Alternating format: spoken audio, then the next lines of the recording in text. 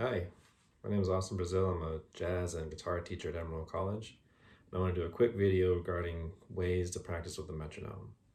So a lot of my students I get when they first come in, I can tell for one, they've never practiced with the metronome, or if they do, they tend to set the metronome where its clicks are fairly close together, like playing on quarter notes, which is good. It'll keep you in time, but the metronome is really telling you where the beat is all the time. So you're really keeping time for yourself. So when it goes to play with the band or playing a duo or playing any sort of a group, I can tell because their timing is not that hot.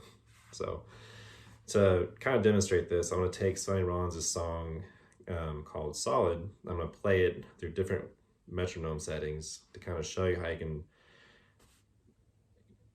use different ways to internalize the beat, like different techniques you can use with the metronome to internalize the pulse and really set your internal clock well. So I'm gonna play with the metronome on quarter notes at first. So I'm gonna set it to 160. I'm just gonna play 1, 2, 3, 4, 1, 2, 3, 4.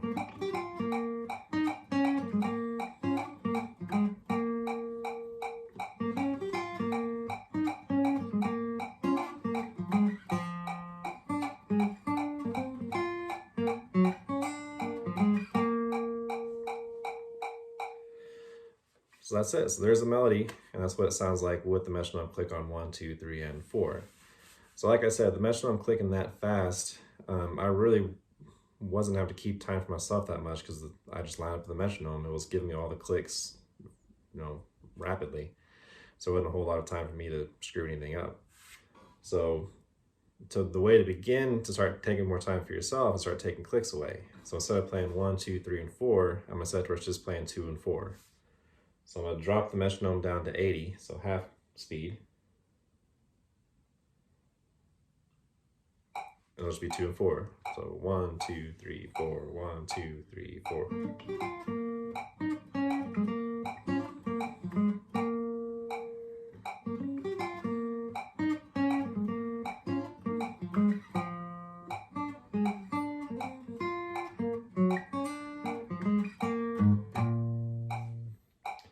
So that's it. So a lot of students I have will have a hard time just hearing the click on 2 and 4 at first. They really want to do it on 1 and 3 because that's, I guess, something they're more used to. But in a jazz setting, 2 and 4, that's what the hi-hat will be playing on the drum set. And it's way more swinging rhythm than playing on 1 and 3. So when you go to a concert, you don't clap on 1 and 3, you clap on 2 and 4. So this is the same thing. You want to be able to play with that on 2 and 4. So that was good, but the metronome was still giving me a whole lot of information. There wasn't a whole lot of time for me to keep time for myself. So let's keep going. I'm gonna take away 2 now. So I'm just gonna play on beat 4. So I'm gonna drop it down from 80 down to 40.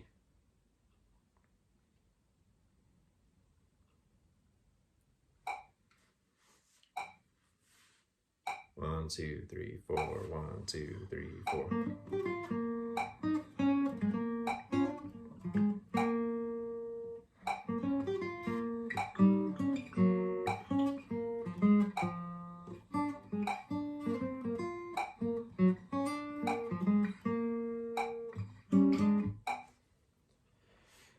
So that's that. So I was having to keep beats 1, 2, and 3 on my own, and then just have the metronome be there as kind of a check to make sure I was still in time. One of the things you'd want to do with this exercise is record yourself and listen to it later. Because sometimes you can play and think you're just nailing it, but you go back and listen to yourself later and you're not at all. And it's always surprising that happens. It's kind of like if you hear people on American Idol go up there and sing and they think they're just crushing it and it sounds horrible. It's like, well, they just don't, their ear isn't trained enough to hear the right note. So this is the same thing. You're training your body basically to feel time more consistently and precisely. And once you do this, like you'll start to hear rhythms way more clear, and you'll hear when somebody's laying back on the beat or is rushing. You'll be able to pick up on it and adjust to it. So we'll go for one more. This one's hard and I'm probably gonna screw it up. Let's go down to where it's doing 1 click every 2 bars. So I'm gonna knock this guy down to 20.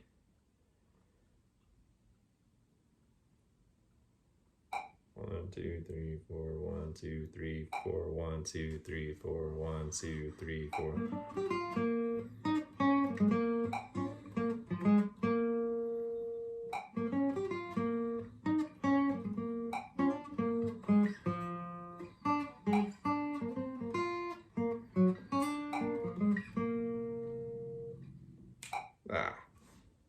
Close. Got a little off on the end. But that's the point. So like the longer stretch you have between the metronome clicking and you keeping your own time, the more time there is for you to speed up or slow down. Like I personally have a tendency to rush things, especially if there's a pause. You know, a lot of students do the same thing. Like there's a rest, they'll just want to kind of rush through it and hurry up and play the next note. So this will teach you to slow down and just be patient, and then just trust yourself and play, and metronome will tell you if you're right or wrong for sure. So this is a really good exercise for this. It'll help keep you playing in tempo, it'll solidify your internal clock, you'll get the pulse of the song together. It'll really help when it goes in playing in a band setting or any sort of a group setting, because if your pulse of your internal time is bad, it's going to make the other band sound weird and you aren't going to lock in together. And in jazz, most music that's based around dancing anyway, like a solid sense of time is really important. There's nothing worse than playing with somebody that has bad time. So if you do this and really work on your timing, other musicians will love you and you'll love them if they do the same thing. So I hope this helps. It's a really, really solid exercise that I could not recommend enough to work on. So yeah, good luck, have fun, and I hope to see some of y'all in the future. Thanks.